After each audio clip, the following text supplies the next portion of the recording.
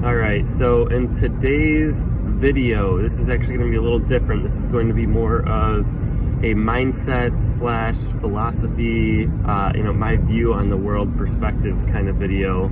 And I actually wrote about this in my blog earlier today. So if you are interested in reading a daily post, you can go to calebbarney.com, where I do post usually at least 5 days a week, and I've been doing that every day for the past couple of years. But basically in today's video, I want to go over how to find inner peace and tranquility. So first of all, you need to not care as much about what the world thinks, about you and about your actions. You could say, no, I don't want to go out, or no, I don't want to do X, Y, and Z, when that might be the norm for people your age or for the people that you hang out with. And you just have to be okay with saying no. So if you really want to find inner peace, just get used to saying no more frequently, saying yes less often, unless it's something that actually moves the needle for you. So where you have to be careful for this, though, is you can't just say yes to everything that feels good in the moment, because there are always going to be consequences for your actions, good or bad, down the road. So, for example, if you always say no when your friends want you to go out or hang out with them, eventually they're going to stop inviting you out. And by saying no all the time, relationships are going to potentially struggle. And like, how many times have you not wanted to do something and then you go out and you have fun? So that's one of the things to be careful about. The other thing is, on the other end of the spectrum, is you can't say yes to everything, because then that pulls you away from other aspects of your life. So say your group of friends wants to go out every night of the week. If you say yes every single time, sure, your relationships with them might be very strong, but you're probably going to be hurting financially from going out and spending money all the time, physically from staying up late, drinking. You're going to be dehydrated the next day. Maybe you're not going to want to work out, or your workouts will suffer as a result of it.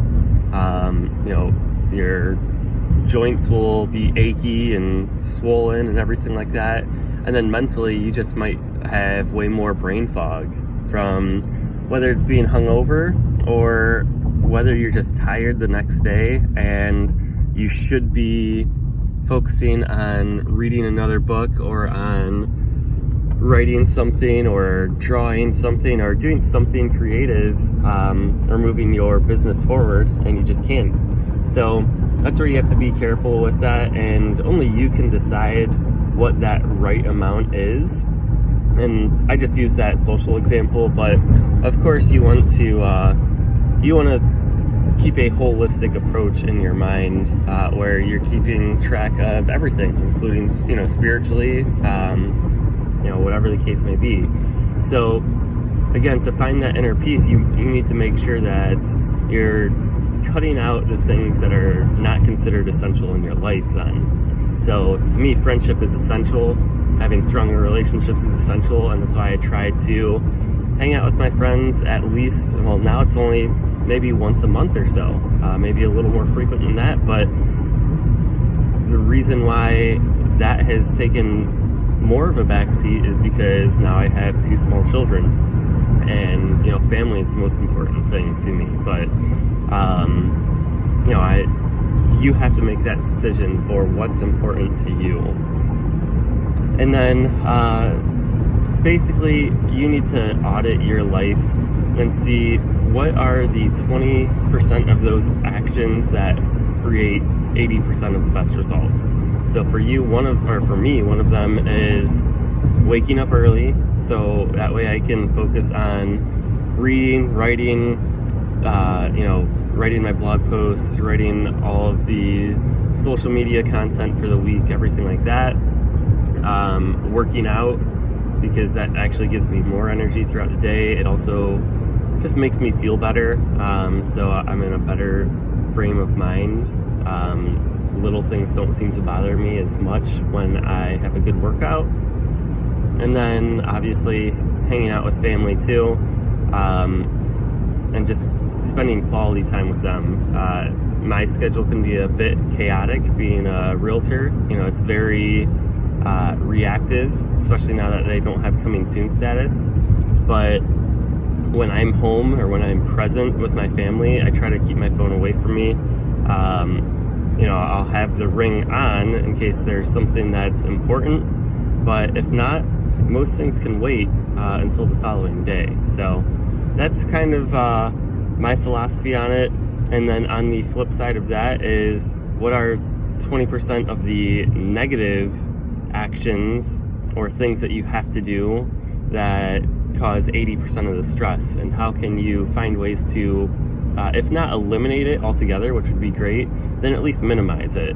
And then the other thing that you have to try to put into perspective is, okay, if I can't eliminate this, if I can't delegate it to somebody else who is either really good at it or really wants to do it, or if it's just say it's a $10 an hour task and you have outsourced that to somebody that you're paying, then that's fine too.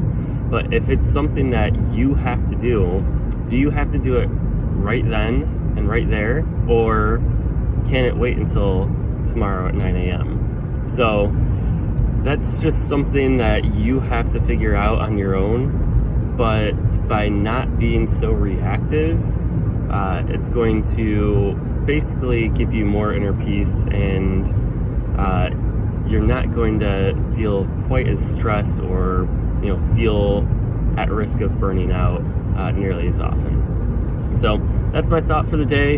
Again, if you are interested in mindset and philosophy, I do tend to post a lot of things on calebbarney.com related to those. Sometimes I post real estate stuff, sometimes it's business, leadership, stuff like that too. So feel free to check it out.